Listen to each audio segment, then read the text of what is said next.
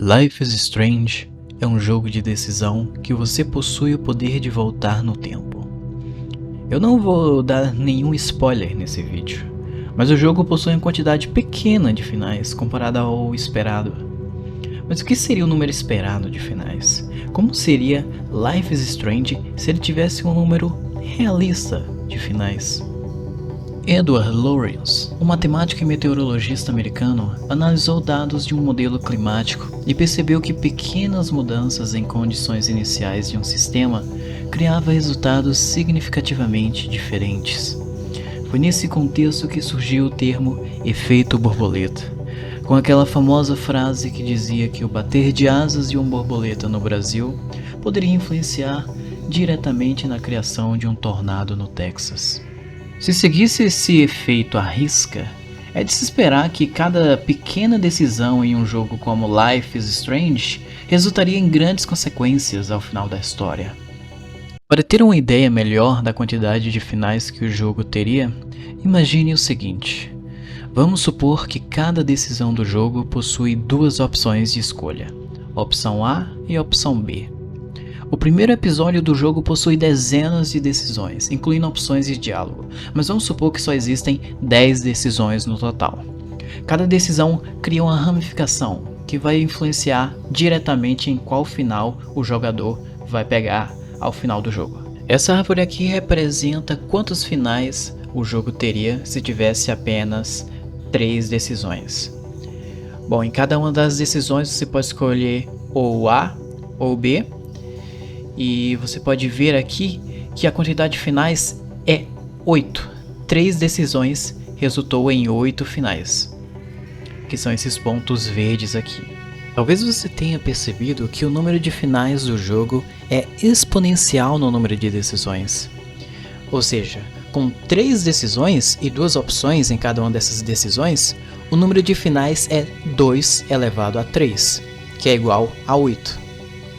Se a gente pega 10 decisões, o número de finais é 2 elevado a 10, que é igual a 1024. 1024 finais seria algo inviável de se produzir. Para você ter uma ideia, se o jogo tivesse 10 GB e o final fosse os 10% finais do jogo, ou seja, 1 GB, o jogo teria cerca de 1 TB de tamanho. E a maior parte dele seria apenas os finais, isso com apenas 10 decisões. Beleza, então a conclusão é que ser realista e levar o efeito borboleta a sério é inviável. Ok, mas o que fazer em vez disso?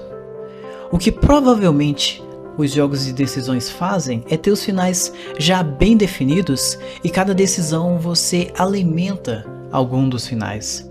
Você pode imaginar como se os finais fossem caixas e cada decisão joga uma bola em uma das caixas. A caixa que tiver mais bolas vai ser o final que o jogador vai receber.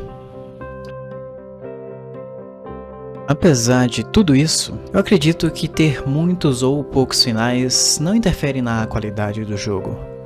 Eu acho que o que importa em jogos de decisão é a decisão em si.